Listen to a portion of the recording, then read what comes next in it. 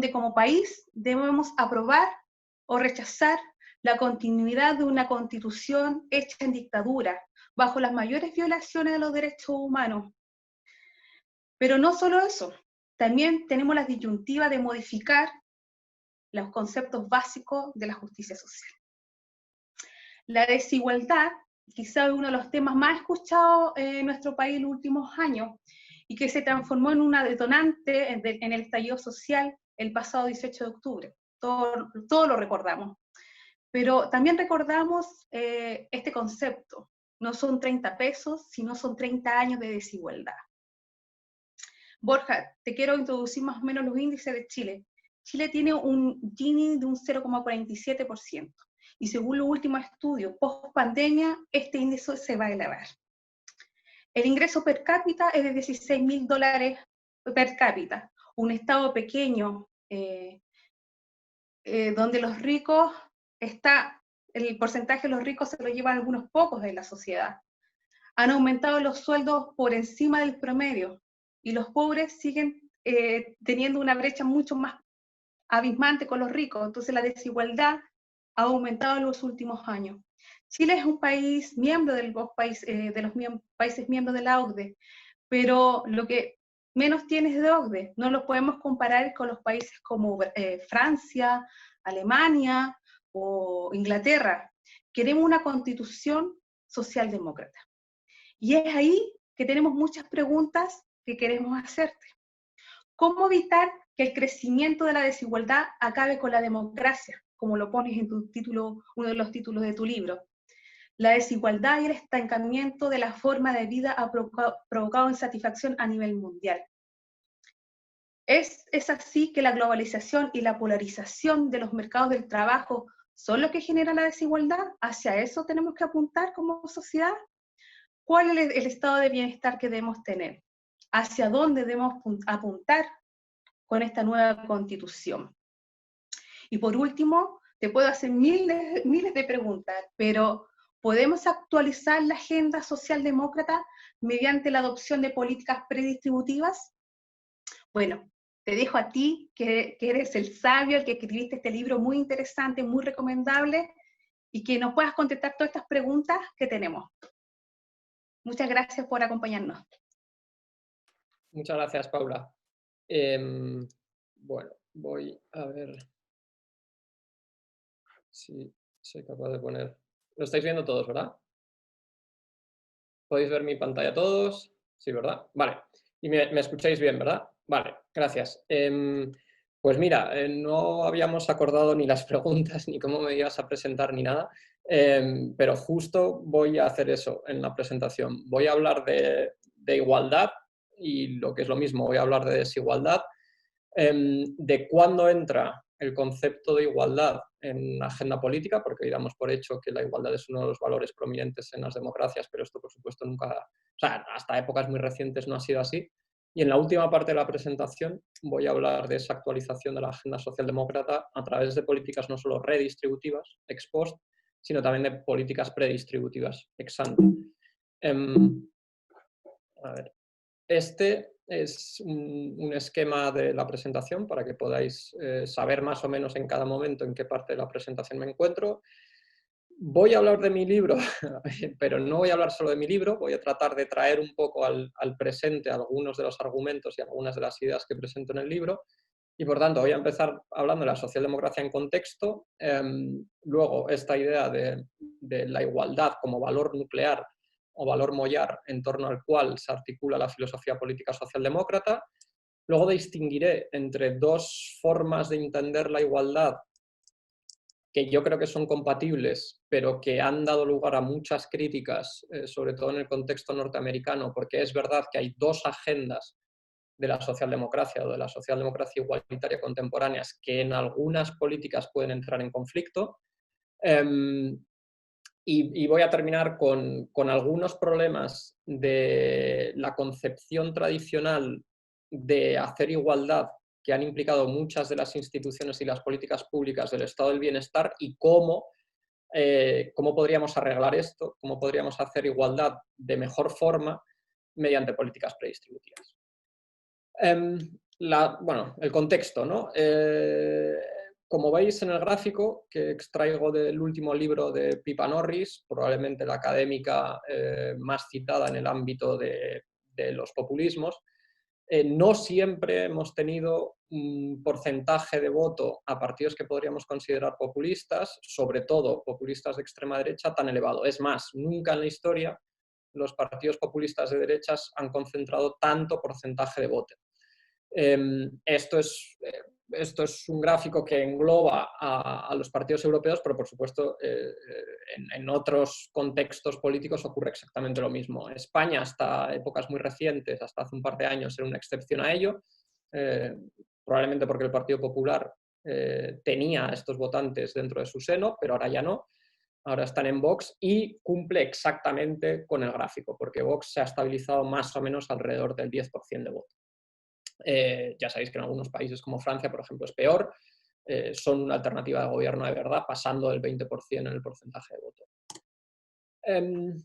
¿Y por qué? Bueno, una de las explicaciones de ello tiene que ver con cosas de las que vamos a hablar luego, como por ejemplo el estado del bienestar. Una de las dos tesis principales de por qué ha aumentado tanto el populismo, sobre todo el populismo de extrema derecha, operan dos fases. La primera sería decir, la globalización, los mercados globales han tenido ganadores, pero han tenido también perdedores. Este es el famoso gráfico del elefante de Branko Milanovic. Los ganadores se encuentran entre las clases medias, medias bajas de los países asiáticos, fundamentalmente una clase media china que antes no existía y que surge a consecuencia de la expansión de los mercados globales, y los perdedores se concentran a partir del percentil 80, desde el percentil 80 hasta el percentil 99 prácticamente, lo cual significa que los perdedores de la globalización son las clases medias, y sobre todo las clases medias bajas, de los países de la OCDE. Y luego tenemos el pico, obviamente, del percentil 99, o sea, los más ricos de los países más ricos, los más ricos de los países de la OCDE, que de nuevo, como las clases medias chinas, digamos, son ganadores de la globalización. Esta sería la primera parte de la explicación, la primera fase, pero la segunda fase es, y esta gente que es perdedora de la globalización expresa su cabreo porque los partidos tradicionales, y fundamentalmente los partidos de izquierda que han tenido a las clases trabajadoras como granero de votos, no han hecho lo suficiente por preocuparse de que las ganancias de la globalización se extiendan también entre las capas que han salido perdedoras. O sea, el estado del bienestar no ha sido capaz el estado del bienestar no ha sido capaz de corregir ese funcionamiento de la globalización. Y ese cabreo se expresa abandonando a los partidos que se han apoyado en la clase trabajadora tradicional, o sea, los partidos socialdemócratas, en favor de partidos que venden ungüentos de chamanes, pues como el propio Trump, ¿no?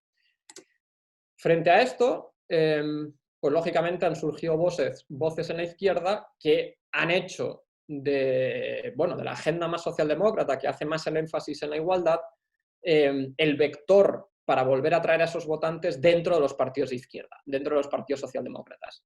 En Estados Unidos, seguramente, la figura de AOC es paradigmática. En Europa también ha habido un auge de la socialdemocracia en países como Portugal o como España, incluso como Grecia, si consideramos a Syriza un país, un partido más o menos socialdemócrata, que han hecho, digamos, de este énfasis en la igualdad el centro de sus agendas. Incluso The Economist tituló una de sus portadas, ¿no?, el auge del socialismo entre los millennials, entre aquella gente, entre los votantes, digamos, más jóvenes de las bases socialdemócratas.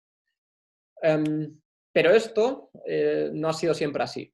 La igualdad no ha sido un valor que haya estado en la agenda política o en los programas de los partidos políticos desde los orígenes de la democracia. La igualdad entra como un valor sobre el cual se puede hacer política y sobre el cual se puede atraer a los votantes, no antes de finales del siglo XVIII. ¿Y por qué?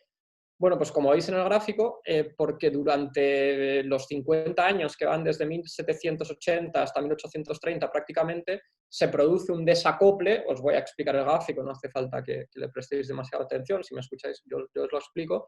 Se produjo un desacople entre las ganancias para los capitalistas de la revolución industrial y los sueldos de los trabajadores. Es decir, la revolución industrial fue muy buena para los propietarios del capital, para aquellos que tenían los medios de producción, pero eso tardó mucho en reflejarse en mejoras de condiciones para los trabajadores. Por tanto, los orígenes, digamos, del socialismo son el cabreo que provoca la revolución industrial, porque tarda casi 5 décadas en pasar aquellos beneficios que se concentraban en los propietarios de dueños del capital a aumentos en sus salarios. Por tanto, el primer socialismo es un socialismo muy obrero que se preocupa por mejorar las condiciones de trabajo y en el trabajo de los trabajadores, ¿vale? Sin embargo, esta es una foto muy famosa de una ciudad de Dresde, de una ciudad alemana que quedó completamente destruida después de los bombardeos de la Segunda Guerra Mundial. Esta forma de entender el socialismo sufre una mutación después de la Segunda Guerra Mundial. Lo que tenéis en el gráfico y las barras grises, digamos, son los años de la Primera y la Segunda Guerra Mundial, son los tipos marginales sobre los impuestos de la renta. Entonces veis que los sistemas tributarios, o sea, los impuestos, son una cosa radicalmente nueva. Hasta 1900 no teníamos impuestos, ningún país tenía impuestos, y solo a partir de 1914, casualidad, es decir, solo a partir de que estalla la Primera Guerra Mundial, los países empiezan a recolectar impuestos. Como veis, después del final de la Primera Guerra Mundial, los tipos marginales caen mucho, caen casi 50 puntos, la gente se olvida de la guerra y dice, bueno, pues ¿para qué vamos a pagar impuestos si ya no hay guerra? De nuevo, en la Segunda Guerra Mundial se disparan, en algunos países llegan a ser casi confiscatorios, llegan al 100% de tus ingresos a partir de determinado nivel de ingresos, lógicamente, y en las últimas décadas empiezan a caer, ¿no? Pero la mutación se produce porque el socialismo o aquellas filosofías políticas que hacen de la igualdad su preocupación principal, el socialismo ya no consiste tanto en mejorar las condiciones de trabajo de los trabajadores en el puesto de trabajo, como ocurre con la primera revolución industrial, sino que consiste en recolectar impuestos primero, impuestos de la renta, impuestos sobre los beneficios de las sociedades, en fin, todo tipo de impuestos, y con esos impuestos hacer igualdad. ¿Hacer igualdad cómo? Pues hacer igualdad, lógicamente, a través de políticas públicas desde el estado del bienestar. Pero esa idea se transforma, ya no es el socialismo obrero de la primera ola, sino que es un socialismo de estado del bienestar que surge solo después de la Segunda Guerra Mundial. Y esta forma de entender la igualdad desde nuestras gafas contemporáneas, es decir, el igualitarismo contemporáneo, adopta, o es susceptible al menos de adoptar, dos corrientes principales, dos ramas principales. La primera es entender que el igualitarismo consiste básicamente en corregir los resultados de los mercados. Es decir, la idea sería, los mercados son razonablemente eficientes, al menos a la hora de asignar los bienes y servicios en un primer momento, pero es verdad que el hecho de ser eficiente no significa que esa asignación sea justa. Y para corregir las injusticias de las asignaciones de los mercados, tenemos el estado del bienestar. ¿En qué consisten las injusticias? Bueno, consiste básicamente en que los mercados sabemos que ocurren o que se dan situaciones de explotación, de privación material y de desigualdad. Y el remedio, la forma de corregir esas desigualdades, esas injusticias que provoca el mercado, es redistribuir, como decíamos ahora, los ingresos que obtenemos en un primer momento a través de los mercados y compensar a la gente ex post, a través de políticas públicas arbitradas desde el estado del bienestar. Es decir, la institución fundamental de esa forma de entender la igualdad es el estado del bienestar que canaliza y que da salida a nuestras demandas en favor de una mayor igualdad. Pero junto a esa existe otra forma de entender la igualdad. Aquí la idea central no es que las diferencias son básicamente o obedecen básicamente a razones de clase, sino que la idea es que las injusticias se producen porque ha habido grupos, colectivos, que han estado históricamente fuera de la comunidad política. El caso de las mujeres es muy obvio y es muy claro. El caso, por ejemplo, de la población afroamericana en Estados Unidos es también un ejemplo muy obvio, muy claro. La demanda aquí es, como nosotros no hemos formado parte de la comunidad política, es más, hemos estado, no hemos tenido permitido el voto, de hecho, hasta épocas muy recientes, hasta 1940, hasta 1950, y como no hemos formado el núcleo de la comunidad política, no hemos podido emitir nuestras voces, nuestras demandas, no se han escuchado en los parlamentos y las desigualdades económicas no son sino reflejo de las desigualdades políticas. El haber estado fuera de la toma de decisiones, el haber estado fuera de los parlamentos, ha hecho que nuestras reivindicaciones no se hayan escuchado. Y por tanto, hemos sido injustamente tratados, pero no por un motivo de clase, no por ser de clase obrera, no por motivos de clase, sino por motivo de no pertenecer al colectivo, o sea, a los varones blancos propietarios que estaban representados ellos y solo ellos en los parlamentos. Por tanto, el remedio a esa injusticia es revalorizar las identidades de los grupos que han estado históricamente preteridos, de los que nos hemos olvidado durante mucho tiempo. Entonces, la institución encargada de poner remedio a esas desigualdades ya no es tanto el estado del bienestar, como la forma de entender el igualitarismo económico que veíamos antes, sino a través de, por ejemplo, de políticas de discriminación positiva o al menos de revalorización del discurso de esos grupos que han estado históricamente preteridos. Me podría decir, bueno, esto es así, descriptivamente es así, so what? ¿Cuál es el problema? Bueno, pues el problema es que realmente existe una tensión entre estas dos formas de entender el igualitarismo desde nuestro punto de vista contemporáneo, ¿no?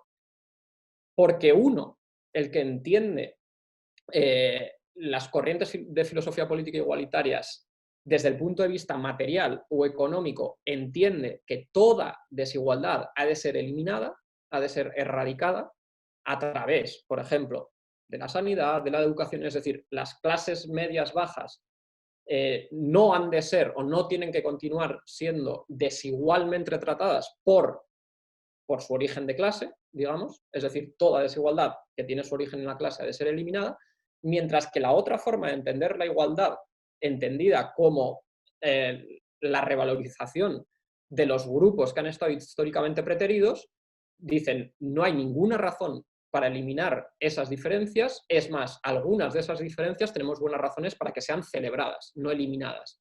No hay que eliminar la identidad de los grupos sociales afroamericanos, por ejemplo.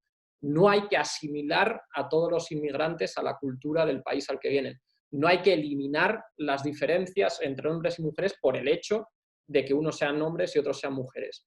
Por tanto, aquí tenemos dos mensajes que pueden entrar en contradicción. Uno que dice toda diferencia que tiene su origen en la clase debe ser eliminado, el otro que dice aquellas diferencias que tienen origen en cuestiones culturales o de origen, raza, sexo, lo que sea, y que históricamente han motivado olvidarnos de algunos grupos sociales, todas esas diferencias no han de ser, o no tienen por qué ser necesariamente eliminadas, sino que algunas de ellas incluso pueden ser celebradas porque han estado oprimidos, políticamente oprimidos, durante mucho tiempo, y es función del igualitarismo celebrar esas distinciones.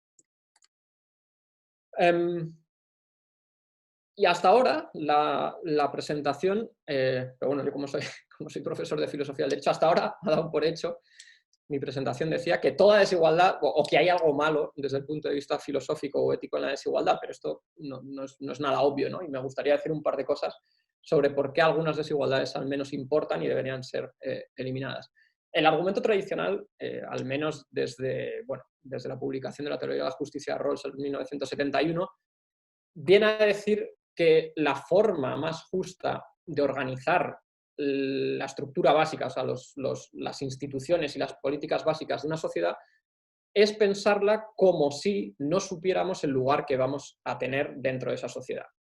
Es decir, el momento constituyente debería reunir a algunos representantes de los distintos grupos sociales y darles la oportunidad de sentar las bases de esa nueva sociedad como si no supieran si van a ser ricos o pobres, como si no supieran si van a tener algún tipo de discapacidad física o mental o no la van a tener, como si no supieran si van a ser hombre o mujer, como si no supieran si van a ser negro o blanco, es decir, con abstracción de todas aquellas circunstancias que consideramos moralmente arbitrarias a la hora de conferir puestos y cargos, o sea, a la hora de poder competir por un puesto de trabajo, a la hora de obtener recompensas económicas en los mercados, ¿vale? El hecho de no saber todo esto nos sitúa en una posición de ignorancia, y esta es la potencia de la intuición moral de Rawls, y la potencia de la intuición es que la ignorancia es imparcialidad. Si yo no sé el lugar que voy a ocupar en la sociedad, si no sé si voy a ser rico o pobre, es mucho más probable que me preocupe de los pobres que si sé que voy a ser rico, porque entonces me puedo despreocupar de ellos y ya está. Digo que el que es pobre es porque no se ha esforzado lo suficiente, me construyo todo un relato político alrededor de ello, pero porque sé que voy a ser rico y porque sé que no pagar impuestos, por ejemplo, va a beneficiar mi posición. Pero si yo tuviera que tomar las decisiones sobre cómo organizar una sociedad sin saber eso, es mucho más probable que porque todos somos más o menos aversos al riesgo, ante la probabilidad de quedar en el 10% más pobre, seguro que me preocupaba de que el 10% más pobre no viva en condiciones paupérrimas y míseras, ¿vale? Esta es la intuición realmente potente de Rawls. Pero en épocas más contemporáneas, este argumento, que tiene mucha fuerza, pero desde un punto de vista, digamos, solamente ético, se ha venido a reforzar por parte de científicos sociales más empíricos, sobre todo por parte de economistas, politólogos y sociólogos. Y lo que veis ahí es que ya hay cierta evidencia de que la desigualdad, al menos algunas desigualdades, son injustas porque obedecen a motivos moralmente arbitrarios, pero además de ser injustas, son profundamente problemáticas desde un punto de vista práctico, o sea, tienen malas consecuencias, ¿vale? Lo que veis ahí, por ejemplo, aunque tiene unas palabrejas ahí un poco, la desigualdad intergeneracional de ingresos, ¿no? ¿Qué significa eso? Bueno, lo que significa el gráfico en realidad es que cuanto más me mueva a la derecha en el gráfico, es decir, cuanta más desigualdad hay en una sociedad, por ejemplo, en Dinamarca, ¿no? Pues el Gini está en torno al 0,25, en Brasil o en Perú el Gini está alrededor del 0,55. Chile salís ahí en el 0,55 en el gráfico, ¿vale? Cuanto más te mueves a la derecha en el eje de las X, más te mueves hacia arriba en el eje de las Y. ¿Y qué mide el eje de las Y? ¿Cuán capaz soy yo de prever los ingresos en el mercado de trabajo, es decir, en su etapa adulta, de un niño a partir de una sola variable? Y esa sola variable son los ingresos de sus padres. El gráfico se lee del siguiente modo. En Brasil, Perú, Chile y Argentina, sabiendo solo un dato, que son los ingresos de sus padres, yo soy capaz de prever más del 50% de los ingresos que va a tener un niño en el mercado de trabajo. Sin embargo, si me voy a Dinamarca, Finlandia o Suecia o Japón, yo soy capaz de predecir apenas el 25%. El 75%, digamos, ¿no?, es fruto de su mérito, de cómo se esfuerza en el colegio, de cómo se esfuerza en el trabajo, mientras que en Perú o en Brasil ese porcentaje apenas es el 45%. El argumento aquí, puesto en un eslogan, sería: si queremos de verdad meritocracia, otra cosa es que nos creamos o no la concepción moral de la meritocracia, pero ese es otro debate. Si queremos meritocracia, lo que tenemos que hacer es estado del bienestar, porque el estado del bienestar es verdaderamente la institución que corrige las desigualdades de cuna, que corrige las desigualdades que tienen origen única y exclusivamente en el tamaño de la cartera de nuestros padres. Y ahora ya entramos en la última parte, ¿no?, de la presentación. Vale, muy bien. Digamos que tenemos motivos tanto morales como prácticos, motivos de razón, o sea, de origen ético como de origen económico y social para combatir las desigualdades, pero ¿esto cómo se hace? Bueno, pues como decíamos al comienzo de la presentación, hasta ahora se ha venido entendiendo que la forma de hacer igualdad es a través de impuestos y transferencias. El estado del bienestar, definido de forma muy sucinta, es una especie de máquina gigantesca de impuestos y transferencias que ingresa en función de nuestra capacidad económica. En teoría, cuanto más rico eres, más deberías contribuir al estado del bienestar, y da también en función de nuestras necesidades. Cuanto uno más necesite de la ayuda pública, más debería recibir. Claro, el problema de esto es que en realidad el estado del bienestar es una especie de Robin Hood, ¿no? O sea, que si fuéramos de derechas diríamos: coño, pues el estado del bienestar es una especie de Robin Hood institucional que nos mete la mano en los bolsillos, nos quita el dinero y luego reparte ese dinero. Es una especie de Robin Hood, es una especie de bandolero con la única excusa, digamos, de que en teoría roba para dar a los más pobres, o nos quita los bolsillos para dar a los más pobres. Y esto tiene un problema, porque una vez el neoliberalismo en la escuela de Chicago, ¿no?, de los Milton Friedman y de la revolución conservadora de Thatcher y Reagan, nos ha metido esa idea de que el estado del bienestar es una especie de Robin Hood, la viabilidad política, es decir, la posibilidad de explicarle a la gente que deberíamos querer hacer más estado del bienestar, se enfrenta a severos problemas. En Europa, por ejemplo, decirle a la gente que nos vamos a ir, que si queremos hacer igualdad, lo que tenemos que hacer es emular los sistemas tributarios de 1950 a 1960, donde el 70 o el 80% de los ingresos de una persona, a partir, obviamente, de cierto límite, van al Estado, esto ya es muy complicado. O sea, si yo que he sido asesor político, yo creo que la forma más, ¿no? Si estás hasta las narices de tu trabajo y lo que quieres es que te echen y volver a la universidad, lo que le tienes que poner a tu ministro en el discurso es vamos a subir los impuestos al 60%. Porque esto ya en Europa al menos es imposible de vender. Hay muy poco límite en los países europeos al menos y en muchos de los países de la OCDE, hay muy poco límite para incrementar la capacidad recaudatoria de los estados del bienestar. Si no tienes un estado del bienestar potente es otra situación, quizá sí juegas con cierto margen, pero yo diría que hoy en día en los países en los que el gasto público implica en torno al 35, entre el 35 y el 45% de los ingresos del Estado, digamos, la posibilidad de ir más allá es muy difícil. Piketty escribe en El Capital que el estado del bienestar ya dio el paso ese. O sea, ya se ha construido un estado del bienestar, ya tenemos un estado del bienestar. Pero que se hizo una vez y no se va a hacer dos veces. No vamos a pasar a recolectar el 80% del total de los ingresos del Estado para hacer gasto público. Eso es imposible. Entonces tenemos que arbitrar otros sistemas porque está claro que la desigualdad en estos países que tienen un estado del bienestar fuerte, potente, está incrementándose y sin embargo tenemos poco margen para pedirle a la gente más impuestos, ¿verdad? En España, por ejemplo, el tipo marginal es el 50%. A partir de cierto límite, 1 de cada 2 euros de los que ganas van al fisco, ¿no? Van a Hacienda.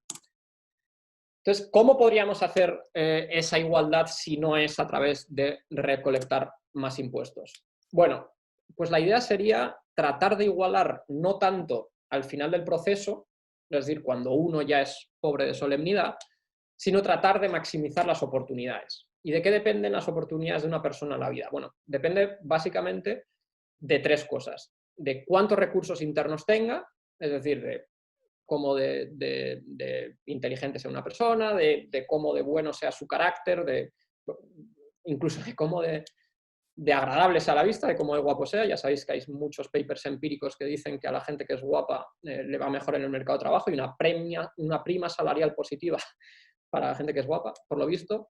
Depende de cuántos recursos externos tengamos, es decir, depende de cuántos ingresos y cuánto patrimonio tengamos y, por supuesto, de lo que heredemos. Y depende de los recursos institucionales. Y este es un concepto un poco más críptico que los anteriores. ¿Qué son los recursos institucionales? Bueno, los recursos institucionales es la posibilidad que en nuestro país, nuestras instituciones, nos da para explotar nuestros recursos internos y los externos. Es decir, es seguro que en África han nacido muchos Michael Jordan, o muchos Stephen Curry, o muchos LeBron James. El problema es que no tenían una canasta, que no tenían unas zapatillas, que no tenían la posibilidad de explotar esos recursos. Para ser Michael Jordan necesitas tener, obviamente, los recursos internos, es decir, el talento de Michael Jordan para jugar al baloncesto, pero necesitas unos ciertos recursos institucionales. Por ejemplo, necesitas cierto grado de desarrollo tecnológico y, sobre todo, cierto grado de desarrollo del Estado de Derecho. Porque si tu país es Somalia, donde no hay Estado, y donde es muy probable que a la edad de 14 años o de 15 años pues te rapten o te peguen un tiro, pues ya puedes tener el talento de Michael Jordan para jugar, que nunca vas a ser Michael Jordan, ¿no? Y estos tres recursos son susceptibles de ser predistribuidos al menos de tres formas distintas. La primera sería la predistribución de los recursos institucionales. ¿Y qué significa eso? Bueno, pues que existe mucha evidencia de que tener unos sindicatos potentes, de que tener unos sindicatos fuertes, es una forma muy eficaz de que los ingresos que reparte el mercado sean más iguales.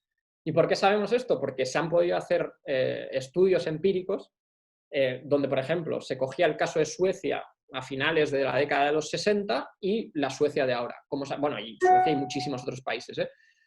Como sabéis, la afiliación sindical fue muy elevada en muchísimos países europeos, pues eso, a finales de la época de los 60, de los 70, porque ahí fue donde se inventó esto de la negociación colectiva, y esa tasa de afiliación ha ido cayendo a lo bestia en los últimos 40 años. Y por tanto se han podido establecer relaciones más o menos causales entre qué relación hay entre tener sindicatos fuertes y el nivel de dispersión salarial de las rentas, o sea, el nivel de desigualdad que expulsan los mercados. Por tanto, con empresas tecnológicas cada vez más grandes y que tienen mayor poder de monopsonio, es decir, de fijar los precios en el mercado, como Facebook, como Amazon, como todas estas grandísimas empresas que son prácticamente monopolistas en sus mercados, sería bueno predistribuir el poder de negociación, sobre todo en esos ámbitos donde hay algunas pocas empresas bastante nuevas, además, bastante modernas, que tienen poderes de monopsonio o de casi monopsonio, es decir, de dictar las condiciones de trabajo y de sueldo de sus trabajadores, porque básicamente no tienen competencia. Amazon básicamente en el mercado de la distribución de productos online no tiene competencia, y seguramente lo mismo ocurre en otros mercados nuevos, ¿no? Pero que son el capitalismo digital del siglo XXI, y eso nos debería preocupar. La segunda es predistribuir el stock, es decir, de los recursos externos. ¿Qué idea hay aquí? Que suena un poco críptico también. Bueno, tradicionalmente los estados del bienestar se han basado en ingresos obtenidos de nuestras rentas salariales. Es decir, casi todas las transferencias, los programas del estado del bienestar se basan en ingresos obtenidos de los recursos de los trabajadores, de los salarios de los trabajadores. En la mayoría de países el equilibrio es 80-20 o incluso peor, es decir, 8 de cada 10 euros con los que se hace política pública son de IRPF, de ingresos obtenidos por las rentas de los trabajadores, y solo el 20% por los beneficios empresariales y otros ingresos, como por ejemplo las herencias o los impuestos sobre la propiedad. Pero no hay ninguna buena razón para que esto sea así. Es decir, si uno de los motivos del incremento de la desigualdad es, como dice Piketty, que se está desnivelando el poder de R frente a G, es decir, el poder del retorno del capital frente al crecimiento económico, es decir, tenemos sociedades que ya crecen muy poco, porque el estado del bienestar tradicional se basa en la idea de repartir de forma más equitativa el crecimiento económico. Es decir, si tenemos por un lado menos crecimiento económico y por el otro lado el capital que se destruyó en las dos guerras mundiales en la primera parte del siglo XX se ha ido recuperando, esas dos sendas, digamos, que nos ponen en una evolución donde el capital, que sabemos además que se distribuye de forma menos igualitaria, es decir, más desigualitaria que las rentas, va a ir ganando importancia en nuestras economías, en nuestras sociedades. No hay ningún buen motivo para no reequilibrar la parte de impuestos que coge el estado del bienestar procedente de salarios frente a la parte de impuestos que obtiene de rentistas. O, por ejemplo, del beneficio que obtienen las empresas. Hay que igualar eso, porque hoy en día está muy, muy desequilibrado y no hay buenas razones para que ello sea así. Y la última, y ya termino con esto, es predistribuir el puro azar, ¿no? ¿Cuál es la idea aquí? Bueno, igual que uno no elige a sus padres, o no elige si nace en Sierra Leona o en Somalia o nace en Dinamarca, uno no elige los talentos naturales con los que nace. Messi es un muy buen jugador de fútbol, eso le reporta millones de euros, pero no ha hecho nada para merecerlo. Y de la misma forma, alguien no ha hecho nada por merecer el talento que tiene para las matemáticas a los 4 años, o el talento que tiene para la estadística, o el talento que tiene para el inglés, o para aprender francés.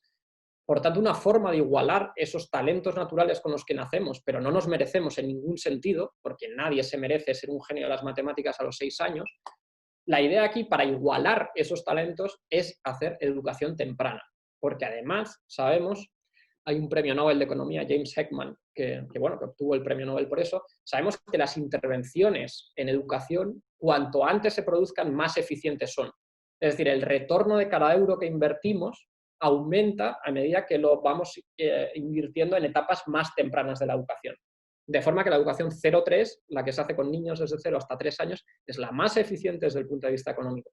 Pero además de ser eficiente, como digo, es perfectamente justa, porque los niños no eligen los talentos con los que nacen. Por tanto, una forma de redistribuir y de hacer más igualdad, digamos, en esto, es hacer una educación pública, potente, y que además se encargue de igualar desde las primeras etapas de la educación, y no solo al final, en la etapa universitaria, por ejemplo, donde ya se han producido todas las desigualdades que tienen orígenes moralmente arbitrarios, como nuestra familia o los talentos con los que nacemos. Y nada, y muchas gracias. Esto era lo que os iba a contar hoy. Muchas gracias, Borja. Muy interesante tu presentación. La audiencia se ha manifestado con varias preguntas que las vamos a ir hablando, discutiendo y son muchas, así que voy a seleccionar algunas que me han hecho llegar. Y la primera pregunta es de Andrés Cifuentes y dice, ¿cómo avanzar en el desacople neoliberal de los años 80 en los países latinoamericanos con una propuesta programática socialdemócrata, a partir de izquierdas derechizadas programáticamente? Esa es la primera pregunta. Desde el punto de vista político no lo sé, lo siento, no conozco bien la realidad latinoamericana y tampoco me querría meter en un tema que no es el mío y que en la verdad no soy ningún experto ni conozco bien. Pero me parece que la idea, digamos, de la desigualdad o la idea de hacer más igualdad es muy fuerte. Quiero decir, yo creo que hay muy buenos argumentos, tanto filosóficos como desde el punto de vista práctico, para avanzar por ahí. Es decir, para decir, mira, este discurso que nos vendió, que los mercados son siempre más eficientes, se ha demostrado que no es así. O sea, quiero decir, que no es así desde el punto de vista práctico. Las desigualdades generan todo tipo de consecuencias que no queremos en una sociedad. No he puesto muchos gráficos ahí, pero hay un libro de dos epidemiólogos británicos, de Wilkinson y Piquet, que asocia la desigualdad a todo tipo de cosas que socialmente no queremos. Por ejemplo, más obesidad infantil, por ejemplo, más tasas de delincuencia. Es decir, hoy en día ya sabemos que la desigualdad no cumple ninguna de las dos funciones que el neoliberalismo de los 80 decía. La desigualdad no es una grasa que necesitemos para el crecimiento económico. No hay ninguna evidencia de que aquellas sociedades que son más desiguales crezcan más económicamente. Ninguna. Y es que además, no es solo que no sea el aceite que necesita el motor del crecimiento económico, que era lo que decían, sino que sabemos que generan toda una serie de consecuencias sociales que no deseamos y que esas sí son de verdad en nuestras sociedades. Si eso, quiero decir, si hacer el énfasis en una agenda política que ponga la igualdad en el valor, o sea, como valor central del programa es hacer socialdemocracia, que yo creo que sí lo es, yo creo que ese es un argumento muy appealing. Ese es un argumento que todos somos capaces de explicar desde el punto de vista ético, porque, por ejemplo, sabemos que aproximadamente el 60% de las desigualdades en los mercados de trabajo tienen origen básicamente en dos cosas: el país donde naces y la familia donde lo haces. Nacer en Oslo, en Noruega, no tiene nada que ver con nacer en Mogadiscio, la capital de Somalia. Eso determina tu futuro en la vida y nadie en sus cabales puede decir que eso es una decisión que alguien toma, porque si a los niños se les diera la capacidad de elegir, nadie elegiría Somalia, o sea, nadie en el mundo, y eso determina enormemente tus expectativas en la vida. Y segundo, nadie elige la familia donde nace. En Estados Unidos, que es el país que tiene un mayor PIB per cápita, no tiene nada que ver nacer en el 1% más pobre de la sociedad o nacer en el 1% más rico. Pero de nuevo, nadie puede decir en serio, ni el más neoliberal del mundo, que un niño elige nacer en el 1% más pobre de Detroit. En español, que hablamos de forma muy directa, mira, esto es una estupidez. Desde el punto de vista moral, el argumento no tiene sentido. Pero tú podrías decir, no, pero es que la desigualdad tiene buenas consecuencias. Incluso si es perfectamente injusta, te podría decir alguien, ya joder, pero es una cosa que necesitamos para el crecimiento económico. No es así. No es, o sea, quiero decir, las sociedades escandinavas son un muy buen ejemplo de sociedades altamente integradas en lo social, con muchísimo crecimiento económico y que hacen todas estas políticas de las que veníamos hablando. Que hacen educación pública 0,3, que hacen universidades al alcance prácticamente de todo el mundo, que tienen una igualdad salarial razonable. Y todo eso es perfectamente compatible con una economía competitiva en el siglo XXI, que paga buenos sueldos y que de hecho presentan los menores niveles de desigualdad medidos como índice de Gini del mundo. Es un argumento bastante appealing, yo creo. Borja, hay una pregunta acá de Jimena Arredondo, y ella, hablando de la desigualdad y cómo podemos como disminuir las brechas sociales, es la educación. cómo invertimos en educación en temprana edad, ¿cierto? Y tú lo expones en esta presentación y lo expones en tu libro, pero ella pregunta sobre una educación estatal e igualitaria para todos. Pero, ¿qué opinas sobre los colegios de excelencia académica? Aquellos niños que tienen algunas habilidades por sobre los otros y quizás tendrían que, acá dice que podrían optar a otros colegios o son o todos por igual. Eso es lo que yo entiendo en la pregunta. Em, no tengo una opinión muy fuerte sobre esto. Em, Lo, yo creo que no soy muy favorable a esta idea en general, pero no tengo una opinión sobre esto, lo siento. No voy a yo te decir lo cuento que porque que se me pasa por la cabeza, porque no tiene sentido que os diga la primera cosa que se me pasa por la cabeza, porque no tiene no o tiene ninguna quizás para un base. futuro, porque en Chile hay colegios particulares y hay colegios públicos subvencionados, pero estamos en una discusión cómo queremos la educación en pos de las elecciones y el plebiscito. En mi experiencia, hay colegios de excelencia como los grandes liceos públicos de este país, como el Instituto Nacional, Liceo 1, que entran a través de exámenes, entran por nota, entran por unos exámenes particulares para poder ingresar a esos colegios. Entonces la pregunta es, ¿deberíamos todos por igual? O como en el caso de Inglaterra, que todos van a los colegios y no hay estos colegios de excelencia académica. Antes había unos grammar school, que los niños que tenían mayores habilidades en ciertas áreas iban a ciertos colegios. Pero En lo España, podemos dejar para un futuro, una futura conversación sobre el tema de educación en particular. es que, o sea, quiero decir, lo único que, bueno, Piketty sabéis que trata esto en sus dos libros, en El Capital y en su último libro. Y lo que viene a decir, bueno, a ver, primero, en España no tenemos nada de esto, ¿vale? Y hasta donde yo sé, esto solo es un tema de debate público en Francia, en el contexto europeo, quiero decir. En el resto de países esto no es un debate. Pero como sabéis, de hecho, Piketty es el director de la Escuela Superior Francesa y trata esto en el libro. Y dice, esto es una pésima idea, porque el mejor proxy, de nuevo, para saber quiénes son buenos desde los primeros años, es decir, qué estudiantes van a ser mejores, es fijarte en los ingresos de sus padres. Son correlaciones bestiales. O sea, a mayor ingreso, mejores condiciones tienen tus hijos en casa, lógicamente. Por ejemplo, más libros hay. Las estanterías de los padres con mucha pasta, con mucho dinero, perdón, que eso es slang español, con mucho dinero están más llenas que las estanterías de los padres de ingresos bajos. No hay que ser un genio para saber por qué, ¿vale? Y lógicamente esos padres tienen más tiempo para dedicar a sus hijos, les hablan más, y les hablan no solo más, sino que la riqueza de las palabras que emplean es mucho mayor. Todo esto hace que esos niños tengan más oportunidades educativas. Y puedes hacer dos cosas: reforzar aún más esa desigualdad de oportunidades educativas en el hogar con colegios que supuestamente atienden a diferentes capacidades, o no.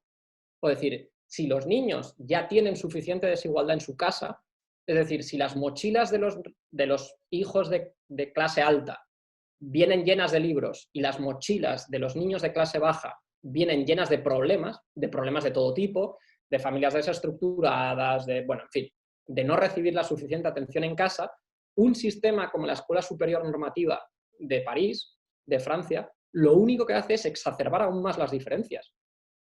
Si tú quieres un sistema que atribuya, porque dices, no, el dinero no es un criterio éticamente defendible para que las posiciones en el mercado de trabajo se atribuyan a unos o a otros. Lo rica que sea la familia de un niño no debería ser un criterio, porque nos parece un criterio moralmente lamentable, ¿no? Muy poco fino, muy poco sofisticado. Ahora, eso sí, vamos a hacer que el talento, que la inteligencia, que lo buenos que sean unos chavales u otros a la hora de hacer un examen, ese sí es un criterio moralmente aceptable. Pero es falaz. Es completamente falaz. Tú desde el primer día eres capaz de saber qué niño va a sacar mejores notas. Y solo te tienes que fijar en dos o tres cosas. Te tienes que fijar en la cantidad de libros que hay en la estantería de su salón o de su habitación. Y eso correlaciona de forma casi perfecta con los ingresos de tus padres. Por tanto, al final lo que estás haciendo es lo mismo. Es dar más oportunidades y además con cargo a fondos del estado del bienestar a aquellos que ya tienen más dinero desde casa. A aquellos que van al colegio con la mochila llena de libros y no con la mochila llena de problemas. O sea, es un mecanismo que refuerza la desigualdad. Sí.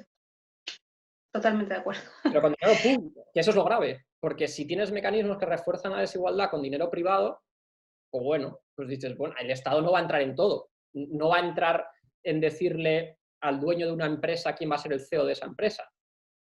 Bueno, el Estado no tiene por qué entrar en una empresa privada, pero coño, el Estado sí tiene algo que decir en la educación pública, al menos.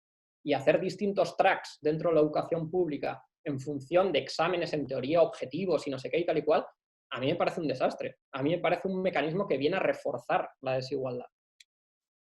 Y es la opinión, básicamente, lo que te estoy dando es la opinión que expresa Piketty en el libro. Y dice, y yo como director de esta escuela, que es una escuela que a priori es ciega a los ingresos y que solo se basa, digamos, a la hora de elegir a los alumnos en el talento. Pero al final es un mecanismo que refuerza la desigualdad. Sí, tenemos un gran desafío como país en términos educativos. Sí, sí, sí. No, en España también. Lo que pasa es que no tenemos el problema de la excelencia, digamos. O sea, eso no está en la agenda política. Ni siquiera la derecha ha metido eso en la agenda. El problema es de No, aquí dinero. hay discusiones que deben continuar, que se tienen que cerrar. Es una discusión para otro tema, quizás para otro conversatorio. Ya, sigamos con la siguiente pregunta. Fabiola Soto pregunta respecto de las propuestas y diarios de gobierno socialdemócrata. ¿Qué importancia recae en el crecimiento económico, bienestar social y sostenibilidad ambiental en el desarrollo? Bueno, sí, sobre esto he pensado más. Lo otro es una opinión prestada de Piketty. Pero como Piketty muy genial porque el tío es muy listo, ¿no? Bueno, la idea tradicional del estado del bienestar es crecer primero y redistribuir después. Pero con la idea esta, a ver, que la idea no es estúpida, o sea, la idea es muy, muy intuitiva, ¿no? Los mercados, o sea, todo este rollo viene lógicamente porque durante buena parte del siglo XX hay dos sistemas en disputa. El comunismo, el del bloque soviético, el del bloque del este, y el capitalismo, el del bloque del oeste. Estados Unidos contra Rusia. Entonces, claro, ahí hay que decidir primero qué sistema es más eficiente en el sentido de dar lugar a economías más prósperas. Y bueno, pues el comunismo dio un resultado regular, nada más, ¿no? Todo el mundo pensó, coño, pues el mercado es el sistema más eficiente a la hora de asignar recursos. Y lógicamente cualquier noción de la justicia social, para ser medianamente atractiva, tiene que garantizar no solo la igualdad, sino también la eficiencia. Porque ser todos iguales, pero igual de pobres, por poner un ejemplo muy burdo, ¿vale? Pero como somos 20 en la conversación, pues me vais a... No tiene ningún sentido ser iguales si los supermercados están vacíos. La igualdad de Cuba no vale para nada.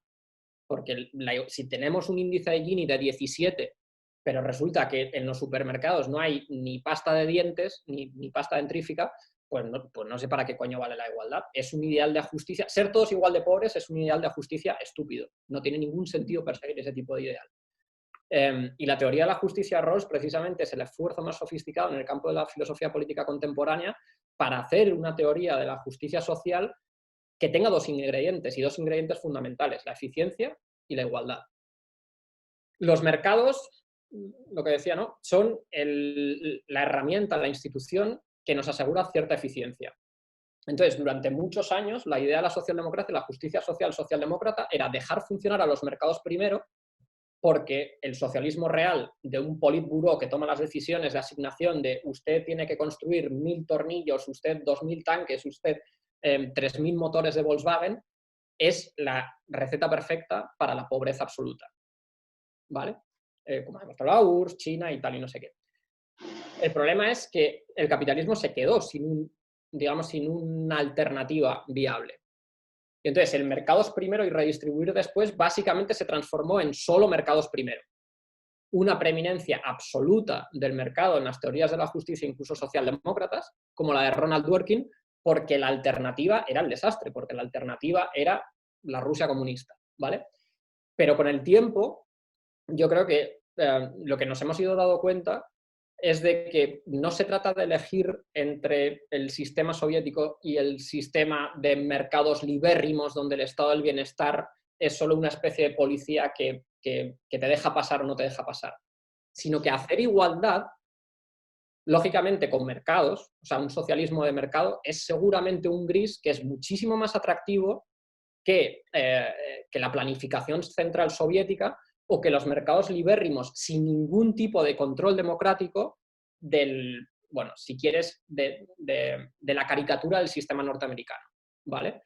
Y ese gris yo creo que es el que deberíamos perseguir, con políticas como las que discutíamos, con políticas, por ejemplo, la educación, o sea, la educación tiene una parte, lógicamente, que apela a la igualdad, que apela a ningún niño de 3 años o de 4 años ha elegido ser más pobre que otro, pero si lo pensamos en serio, si lo pensamos 2 minutos más, tener, y lo voy a poner en términos economicistas muy crudos, ¿vale? Pero para que se entienda la idea, tener mano de obra bien formada es una receta muy buena para tener una sociedad rica, es decir, para tener una economía que funciona. Es muchísimo mejor tener al 90% de tu población alfabetizada con altos niveles de competencias en inglés, en matemáticas, en tecnología, que tener una mano de obra donde solo el 50% de la gente obtiene esas capacidades. Una sociedad desigual, súper desigual, como por ejemplo puede ser el ejemplo de Estados Unidos, algunos estados de Estados Unidos ahora mismo, es eso, es tener un 50% de la mano de obra que, como es tan pobre que no llega ni a la universidad, no es mano de obra que podamos meter en el mercado de trabajo con altos índices de productividad. Es decir, la productividad de la gente que está mal formada, que no llega a la universidad porque, por ejemplo, no puede permitirse pagar 60.000 o 80.000 dólares al año por ir a una escuela de negocios, esa mano de obra es mucho menos productiva. Da menos dinero al país. Incluso en términos esqueléticamente economicistas, tenemos muy buenas razones para invertir en la educación y para invertir en la educación que llegue al mayor porcentaje posible de la sociedad, porque cuantas más tíos y tías, contra más hombres y mujeres tengamos bien formados, más rica va a ser esa sociedad. Y ahí sí, y este es un argumento muy burdo, ¿no? Pero, y coño, contra más grande es la tarta, los pedazos que obtiene cada uno es más grande. Tampoco tiene mucho misterio. Mira, son las 1 de la tarde, 6 de la tarde en España. Voy a elegir las últimas 2 preguntas. Espero representar a toda la audiencia. Y vamos a elegir una pregunta de Marcelo Ceballos, que dice que la pandemia, ¿cómo afecta a las redefiniciones de la socialdemocracia, la agenda igualitaria y productiva en el Estado-Nación y la actual globalización? Sí, me han pedido, he tenido que hacer un informe recientemente sobre esto y hasta ahora teníamos la idea, ¿no?, que hemos mencionado antes, de que las guerras y pandemias son cosas bastante poco deseables porque muere mucha gente y generan mucha pobreza y esto es así, pero tienen algo que no es tan malo, digamos. Eran grandes generadores de igualdad. De hecho, uno de los libros más interesantes que yo he leído en los últimos años se llama The Great Leveler y habla de las guerras y las pandemias como The Great Leveler, porque tienen muchas cosas malas, pero como destruían, por ejemplo, las empresas de los grandes capitalistas, pues igualaban en la miseria, como decíamos antes, ¿no?, como los sistemas soviéticos, pero igualaban. Y entonces eran momentos casi de catarsis donde una sociedad empieza de cero y todo el mundo a priori tiene unas oportunidades más o menos iguales porque la guerra o una pandemia bestial ha generado que todo el mundo pierda todo y todo el mundo empiece de cero, ¿no? Pero seguramente esto ya no es así y esta pandemia no va a ser así. Y, entre otras cosas porque no todo el mundo tiene la misma posibilidad de teletrabajar. Los trabajadores de cuello blanco, digamos, o sea, gente como yo, profesores de universidad, asesores y tal, podemos seguir trabajando desde casa, básicamente con el mismo sueldo, básicamente con las mismas condiciones. Bueno, pues el que tenga familia, pues tiene unos niños que le están pasando entre las piernas mientras trabaja y tal, pero bueno. Pero a priori, todo el mundo que es de cuello blanco, ¿no?, puede teletrabajar desde casa sin tener mucho riesgo de enfermar y, por tanto, de morir. Porque cuando los hospitales de tu ciudad están llenos, como ocurre en Madrid ahora mismo, mientras estamos hablando, pues enfermar puede significar, bueno, cosas muy graves desde el punto de vista de la salud, ¿no? Y sabemos que la oportunidad de teletrabajar no está homogéneamente distribuida a lo largo de la distribución salarial. Los cuellos blancos, es decir, la gente que tiene más dinero, tiene mucha más posibilidad de teletrabajar y, por tanto, de no enfermar, o al menos de protegerse frente a la enfermedad, que los trabajadores de cuello rosa, que se dice en términos anglosajones, refiriéndose a la forma de vestir de las camareras en Estados Unidos durante los 50 y los 60. Una camarera no puede teletrabajar. Su trabajo es ir al bar, servir comidas y servir cervezas, y eso no se puede hacer desde casa. Entonces tienes dos opciones. Una, quedarte en tu casa y perder el trabajo. Dos, exponerte a la enfermedad.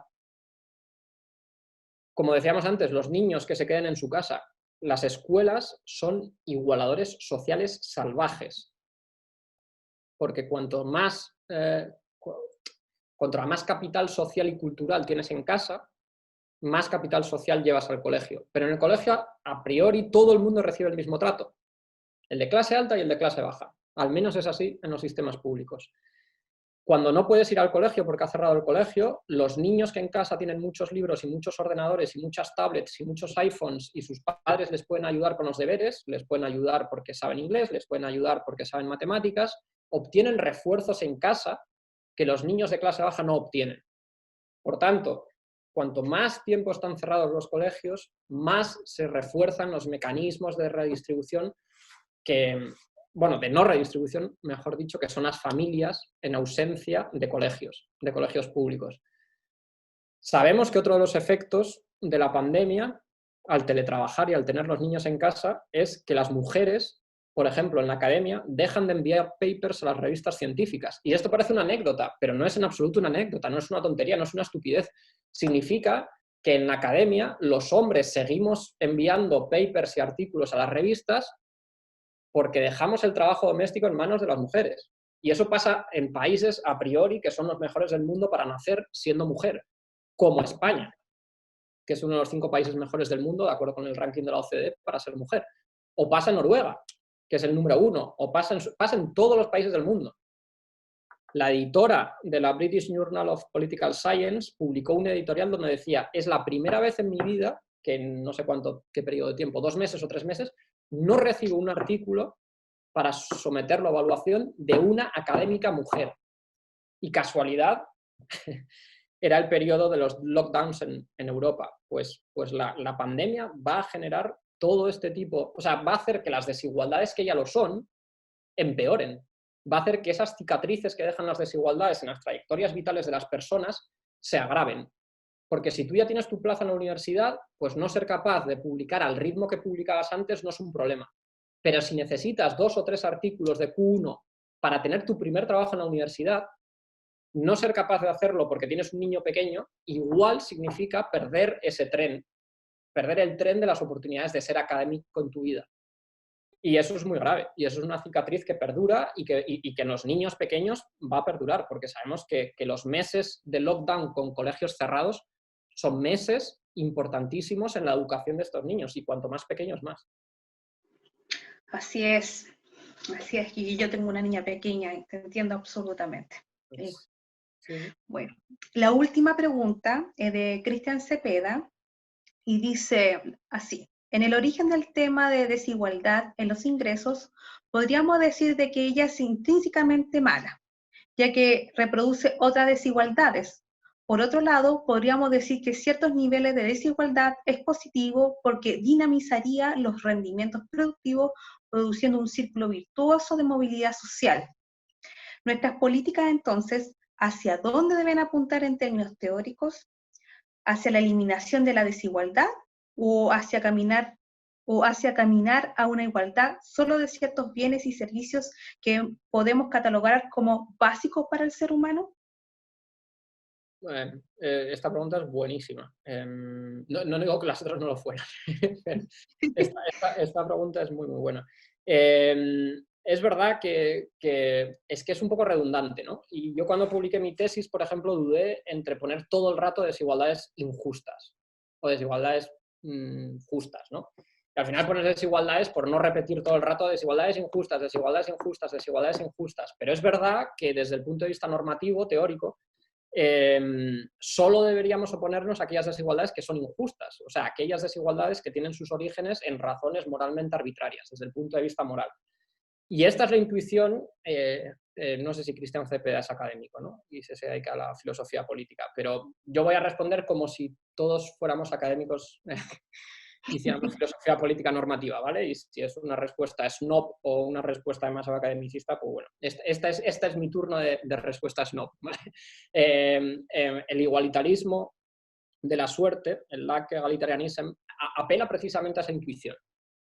Hay desigualdades que obedecen a nuestro esfuerzo, dicho muy brevemente, y que por tanto tenemos buenas razones para mantener, porque si una persona decide voluntariamente trabajar 2 horas al día, es justo que no obtenga la misma recompensa económica que la gente que decide trabajar 8 horas al día, si esa es una decisión libre y tal, y por tanto solo aquellas desigualdades que tienen origen, por ejemplo, en nuestro lugar de nacimiento o en la familia donde hemos nacido o todo este tipo de cosas, deberían ser corregidas a través de los sistemas de impuestos sin transferencias que incorporan las sociedades de estado del bienestar contemporáneas, ¿no?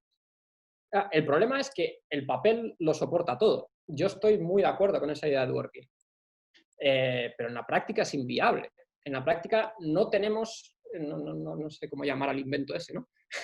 Pero no tenemos el aparatito que nos permite decir hasta qué punto una desigualdad tiene su origen en una circunstancia o en una elección.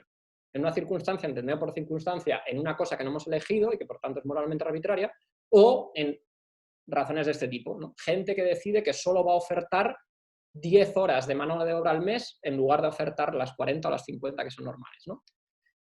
Y más aún, yo creo que mucha gente, bueno, yo creo no, tenemos evidencia de que mucha gente que trabaja solo 20 horas, es decir, que trabaja part-time, no puede elegir trabajar full-time. O sea, no es una decisión, trabajan 20 horas porque la empresa le oferta 20, punto, chispún. Eso no es una elección. Yo no puedo ir al INE, que es el Instituto Nacional de Estadística en España, porque el Excel que me da el INE o los microdatos que me da el INE no me da la oportunidad de saber cuál de esas decisiones, o sea, qué mujeres, porque son mujeres en la mayoría de los casos, trabajan 20 horas por decisión propia y quién no.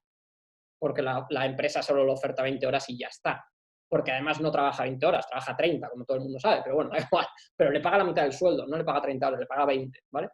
Entonces, yo creo que en términos de políticas públicas, que es en lo que yo he estado últimamente, es una decisión filosóficamente poco fina, pero yo creo que el defecto, o sea, el default, la opción por defecto, debería ser, en la mayoría de los casos, la mayoría de las desigualdades son moralmente arbitrarias.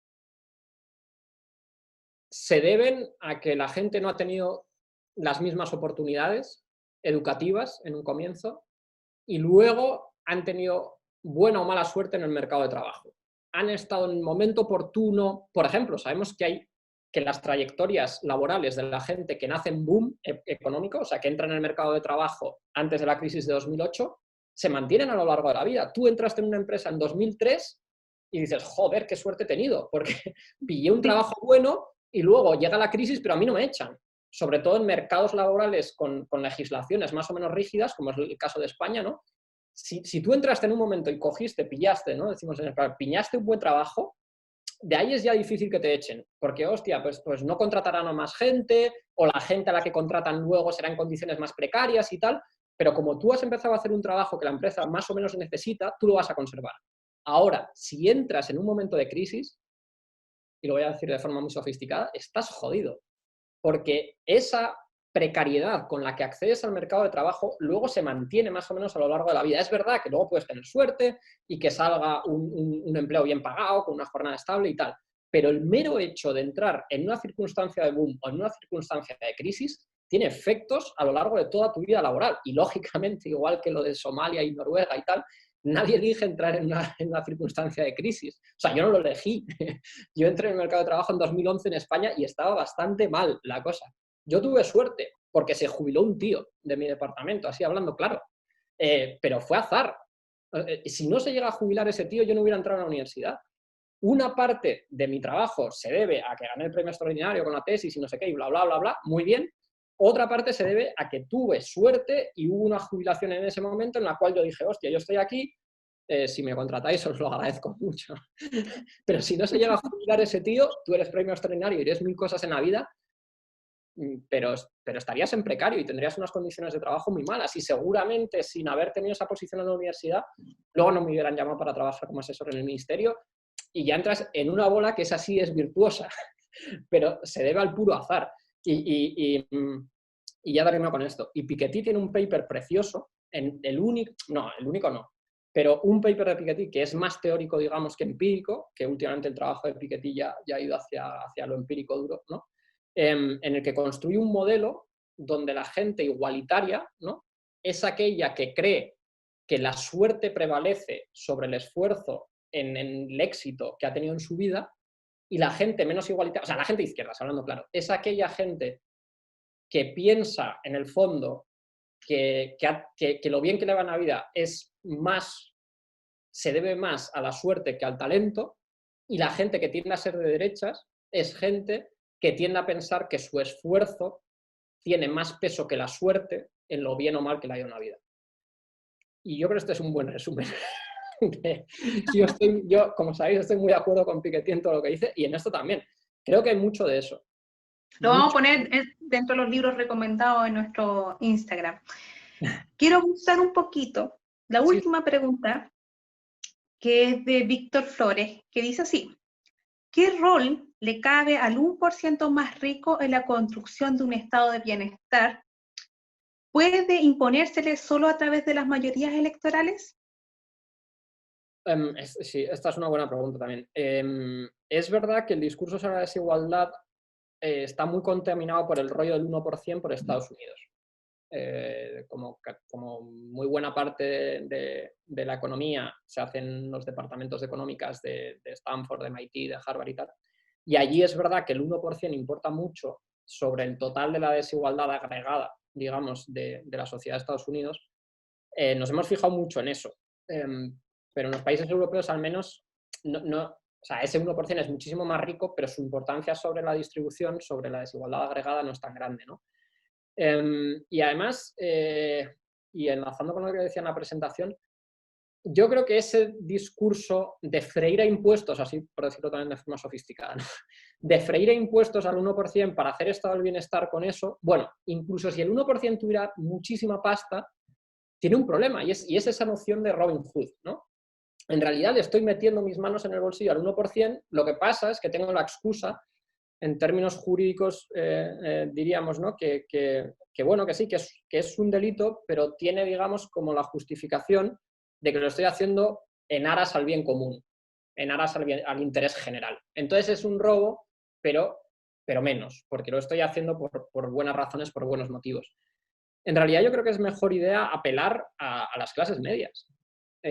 Aquellas sociedades donde las clases medias no pagan los suficientes impuestos para tener un estado del bienestar potente, el discurso debería ser: tener una educación pública es bueno para ti, tener pensiones generosas es bueno para ti, tener un sistema de sanidad público que se encargue de tu abuelo cuando es mayor, de tu hijo cuando eres madre y de ti cuando tienes un accidente de trabajo, un accidente con el coche, es bueno para todo el mundo. Es bueno que las clases medias sean consumidores intensivos de servicios públicos, porque cuando la clase media queda fuera, como puede ser por ejemplo el caso de Estados Unidos, si yo no me beneficio del sistema de salud, no me beneficio del sistema de pensiones y a mis hijos los llevo a un colegio privado porque el colegio público es un desastre, porque los niños estudian en barracones, no tienen libros, es todo un descojono, cuando no utilizo los servicios públicos es lógico que yo no sea un gran fan de los impuestos. ¿Por qué coño voy a tener que pagar impuestos si yo no me beneficio de ninguno de los servicios que presta el Estado del Bienestar? Es supererogatorio, sería pensar que la clase media son ángeles o algo así, entonces que van a destinar sus recursos y no mirar qué hace el Estado del Bienestar con esos recursos. O sea, la idea del 1%, vale, la compro en algunos contextos, pero yo casi lo quitaría de la ecuación. Olvidaros del 1%. El 1% que haga lo que le salga de los huevos. O sea, perdón. El 1% que pague impuestos, que es lo que tiene que hacer. Pero no debería ser ese el mensaje. El mensaje debería ir destinado a las clases medias. Es bueno para ti, porque además apelar al egoísmo, bueno, pues en el discurso político está bien, porque el egoísmo es un driver de nuestro comportamiento humano, por mucho que no nos guste. Apelar al interés de las clases medias en que el estado del bienestar sea un estado del bienestar potente, para que no se preocupe por tener que pagar 6.000 euros por la universidad de su hijo, para que no se preocupe por por no tener seguro de desempleo en el caso de que su empresa cierre, por no preocuparse de cuánto le van a cobrar por ir al médico si tiene un accidente de coche, por no preocuparse de ser pobre de solemnidad cuando tenga 70 años por no tener pensión. Usted pague el 25% o el 30% de sus impuestos y el estado del bienestar le confiere seguridad. Seguridad en términos de salud, seguridad en términos económicos y seguridad para ti y para toda tu familia. Es un sistema de solidaridad. Los impuestos, el único rol que juegan es el de ser la gasolina que alimenta esa solidaridad entre generaciones y intrageneraciones, ¿no? Y ese me parece el discurso político, si quieres, más eficaz. No tanto el de decir tenemos que freír impuestos al 1%. Porque además nadie, cuando preguntas en una encuesta, nadie es rico, eso ya lo sabéis. Cuando tú preguntas, ¿usted es rico? Nadie es rico. O sea, nadie quiere pagar más impuestos, porque pagar impuestos jode a todo el mundo. Incluso si eres muy izquierda, si crees mucho en la solidaridad, pagar impuestos jode. Cuando llega la declaración de la renta, jode. Y a nadie le gusta que suban los impuestos. Por eso es un discurso político que tiene muy poco recorrido. Muy poco recorrido. Y ya está. Muchas gracias, Borja, por tu tiempo. Me encantó escucharte. Espero que en algún futuro podamos hacer algo en conjunto, otro tema. Ahí podemos conversar 1000 horas para mí. En mi gusto, yo podría hablar contigo 1000 horas. Y muchas gracias nuevamente. Y decirle a nuestra audiencia muchas gracias por estar con nosotros. Este video va a quedar grabado en Facebook Live y también en nuestro canal YouTube. Pero también les quiero decir que estamos inaugurando nuestro Facebook e Instagram, así que por favor incorpórense a nuestra página de Facebook, que es Fundación Socialdemócrata Chile, y en Instagram Fundación Socialdemócrata. Y también síganos en Twitter, que ahí tenemos muchos más seguidores, SFD Fundación. Así que ahí estamos en contacto, estamos conversando, le vamos a estar exponiendo otros temas. Próximamente vamos a tener otro conversatorio, así que estén atentos. Muchas gracias y nos vemos pronto. Muchas gracias, Paula.